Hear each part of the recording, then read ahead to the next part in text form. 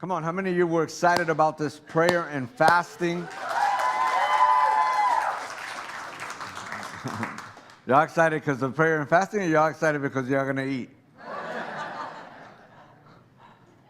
And so, I was thinking about, the theme of tonight is one thing, and it's been that thing since I think somewhat the end of last year. We just started talking about the one thing and Mary and Martha, and, this year being the 5785, the year of opportunities and kairos. And throughout this time, we've been through a little things and we've been shook a little bit, and maybe some of y'all this year have cried, and some of you have gotten sad and maybe angry and all kinds of things. But when I was sitting there and I was, just kind of communing with the Lord, I felt like this is one of those seasons where He's actually really teaching us on how to listen.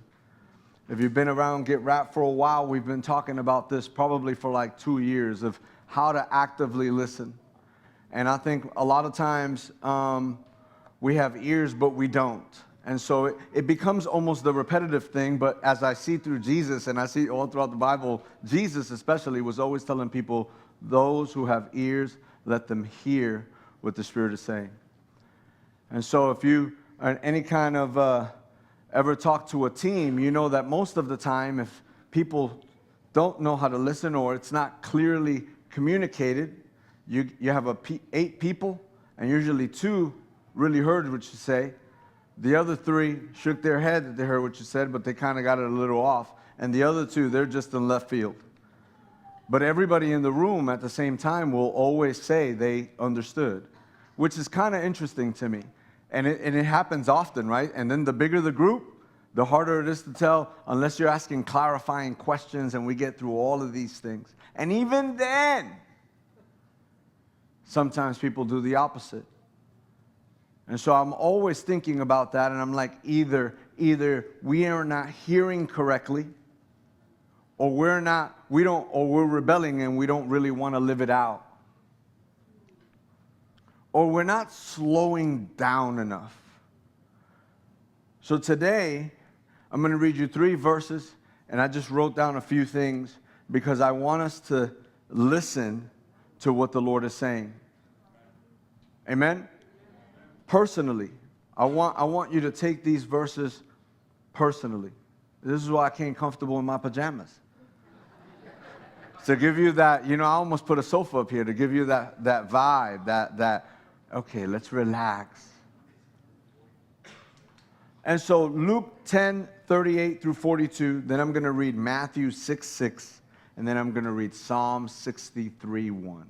So the first one, Luke 10:38-42. Say, Lord, I'm listening. Look at your neighbor and say, are you really listening? Give him a little shrug and say, I know you're listening. I know you're listening. Maybe look at one more person and said, I know you're going to be listening.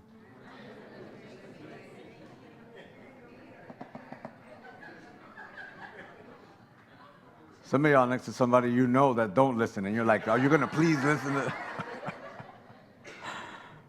Okay, so Martha, Martha. The Lord answered, you are worried and upset about many things, but only one thing is necessary. Everybody say, one thing is necessary. Mary has chosen what is better, or the good part, and it will not be taken away from her. Second verse, Matthew 6:6. But when you pray, everybody say pray. Go into your room, close the door, and pray to your Father who is unseen. Then your Father who sees what is done in secret will reward you. Psalms 63:1. Psalm 63:1. O God, you are my God. Earnestly I seek you. I thirst for you. My whole being longs for you. In a dry and weary land when there is no water. I'm going to talk to you a little bit about those 3 verses. Something that I remember about Psalm 63:1 when we were in Israel, the interesting part is that they gave us some notebooks and they gave us a pen. And they took us to some of the places where actually they were, like David sat, and where they believe most of the Psalms was written. And so they told us to go find a place and write like if we were David. And so, right, you know, we're busy people. So we go, we find a rock, and we find the thing. And so when I read this, I kind of think to myself, what was he looking at? Because the conversation that he's actually having with God, we read it like it's some story, but it's not authentic. And even though we say it is, we just kind of read it like it's some story, and we sometimes don't go there. And I'm thinking, wow, what is he looking at when he's just sitting there writing? And I know for me, it took me a little bit, and then I started looking at the trees. And then me and God actually started communing, because I started looking at the things that he created, but I was also tired. I was also weary. My feet hurt a little because we had walked like 6-7 miles. But the moment I started speaking to God, and the moment I started communing with him and being grateful for the very things that most of the time we're not grateful for, my feet, the feet hurting wasn't at the forefront of my mind anymore. I began to appreciate the water streams and the air and the small breezes that my face was getting hit with. Is everybody with me? Luke 10, Jesus is traveling with his disciples, and he visits Martha and Mary's home. And you know the story. She's burdened with a lot of serving, while Mary sat at the Lord's feet. She had the posture of learning. You know, when you see kids sitting down, and those times when somebody sat at someone's feet, they were actually learning and listening to the person that was teaching them. The interesting part that the word necessary, I looked up the word necessary because I always focus on the one thing. The word necessary denotes what is vital and indispensable. Only one thing is vital. It's the words of Jesus. And most of the time when we're talking and you know, out there, and we're talking to people, and I'm sure Pastor Todd, you hear this frequently as well, where we say we don't have the time. Or we just don't stop, and we say it's everything else, but the truth is that you probably could stop. You choose not to. That was a decision. What is vital, how vital it is to sit and listen to the words of Jesus. Not just for studying, but to actually hear what he has to say. In Matthew 6, on the Sermon on the Mount, you see Jesus talking about public religion, and then he goes into the secret place of prayer. He talks about the inner room where God alone witnesses our worship. Our reward is not earthly applause, but the Father's intimate presence. I wonder how often, you know, I was looking and I was seeing, I think some of these prayer nights I've just loved because they were all different. And I saw moments where we went from praying to people praying and then breaking up in pockets, and people were like talking and kind of laughing, and I was grateful, because I was like, look at the way they're fellowshipping. They went from praying with Jesus to like, hey, are you okay? And these people were a little more serious, and these people were laughing a little, and I was like, I wonder if we take the time to actually do that with Jesus. Or are we too busy? And this secret place that of Psalms 91:1 talks about, in Matthew 6:6, it's the same inner sanctuary of the heart where actually you commune with God apart from distraction. Not merely a room. It's not just a room. I know we create prayer rooms, but a prayer room without the inner room is no room. It's a spiritual posture of undivided attention. When we're reading and we're just reading to post, or we're reading and we're just reading to study so that we can learn more, like sometimes we don't even ask ourselves, what is the posture of our heart when we're spending time with Jesus? Tonight, I want you to, the reason we did it like this is because I was praying and I felt like the Lord told me, I want you to set the atmosphere so that we can step into worship. And so I want you to set aside the many. In other words, before we sing, I want you to lay down the Marthas inside of you. I want you to lay down your agenda. I want you to lay down your anxiety. I want you to lay down your performance. Come on, there's no way in the world when I'm getting intimate with Ruthie that I'm focused anywhere else. But yet sometimes we come to Jesus and we're focused on so many things and not really Him. And I get it. We all have a lot going on. Everybody could say, well, I got a lot going on, and I got this going on, and I got that going on. Everybody got something going on. And whatever's going on for you is, even though you think not, because we're people who like putting things in little boxes, and you're like, well, you don't understand what I'm going through. But whatever you're going through, you're going through. You know, it's like the guy that, you hear this all the time, which is kind of funny. But in prison, if you could do so many pull-ups, and let's say I weigh 180, and the other guy weighs 2-something, and he's like, yeah, that's because you weigh 180, or that's because you're lighter. But not to the guy who's doing the pull-up. His 110 is equally as heavy as your 320. It's equally as heavy. And sometimes we do that in problem. We're like, oh, because it's like, you don't understand what I'm going through. What you're going through, you're going through. And what that other person's going through, that's what they're going through. But I believe that we read so many scriptures that talk about Jesus being the Prince of Peace, or how we could think about certain things, and that there's this peace that surpasses the understanding of man, and most aren't tapping into it. I want you tonight to enter the secret place. I want you to invite the Holy Spirit to lead you into your inner room. Into your inner room. I want you to breathe. I want you to listen.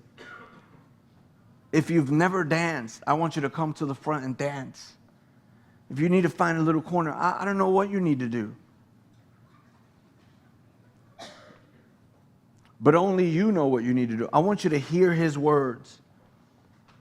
As you worship, I want you to pay attention not just to the music, but to whispered invitations of correction and affirmations from Jesus. When you're singing, I want you to listen to what you're singing. I want you to sometimes stay quiet and actually let Him minister back to you. You minister to Him, let Him minister back to you. It's so interesting how we put so many things. We say it's because of this, and it's because of that, and it's because of this, and it's like,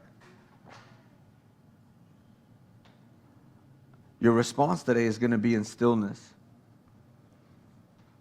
I want you to listen to His voice and let His voice shape your prayers. You know, it's interesting how, you know, I don't know. I think about these things. I think like because we think it's a personality trait. But the reality is that, you know, sometimes I hear Deron, and he's like, all right, just keep worshiping and tell Him in your own words. And then everybody's like, until they sing again. And then they start singing. Like, it's almost like we're embarrassed to sing from our heart the words that God places in our hearts. It's almost like we don't do that at home or in the car. The people that are singing the songs that we sing, they're sitting somewhere writing the song, talking to Jesus. And yeah, you might not have a voice like Mariana, which, you know, that would be awesome. Or Gabe or Duran or any of them. And that might not be your gift. But I'll tell you what, I guarantee you that from your heart, there's a song. Because it says, I think it's Psalms 43. I think. He gives you a new song. So He gives only a few of us a new song? Or He gives us all a new song? I just think we're embarrassed. And we start thinking like, oh yeah, that's not me. And you're the same way you are in that, you are in other areas of your life.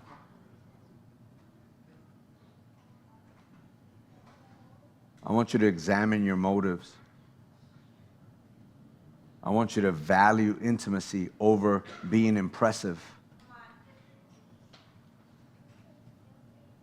So I want you to think about this guy. I was like, how can I, you know, give you an example? So I want you to imagine a world-famous pianist who, instead of playing for like big concerts and packed halls, he retreats weekly to play hymns in an empty living room, simply for the joy of communion with the music. Your secret prayer life that can be pure, joyful, offering untainted from applause. What are many things that are distracting you from sitting at the feet of Jesus? Look, this is the perfect space. The perfect space. I get it. We've been fasting, tired. I heard in our group the other day, there was a lot of people tired. I get it. I totally understand it. But I tell you what, if I was to I don't care how tired we are, if it's all about perspective. Does everybody understand that? I understand tired. But I guarantee you there's not a person in this room that if I told you, hey, I needed you to walk to the Galleria right now because I got $1 million check for you, you'd wake up like you drank coffee. Because it's the thing is that your posture of your heart would be there on excitement. That's really what happens. When you get second winds, there's something in your heart that you get excited about. When it happened every time when Friday hit. When you were in the world, Monday sucks. Tuesday and Wednesday, hump month, Thursday, woo! Friday, man, you were worshiping the devil all day. You threw on all his favorite jams. You did all that. You were excited. Hey, you're going to have money, nothing. You're just excited. Why? Because there was a perspective of the place that you were going to. I don't know about you, but I think that doesn't matter how tired we are or what we're going through. If we're here actually to meet Jesus, enough of you here just come to church to just be here, the building, then cool. But if I don't know, we get excited about reading about Jesus. What if you built that excitement of man, Jesus is going to talk to me tonight. I was in the car today and I was and all of a sudden I was man, I started getting excited and I was man, you know what, Jesus, you're going to meet me there tonight. Even though I know you're here with me, but we're going to have something special tonight. And then here's the thing. Some will believe it and some don't. And so you get what you believe. So I want you to, tonight, just posture. I want you to, I think he said it best, get out of your comfort zone. Maybe you're dancing for a little while. Maybe just do something you normally don't do to get something you normally don't get. If you're if inside you're man, I'm going to look a little dumb, then look dumb.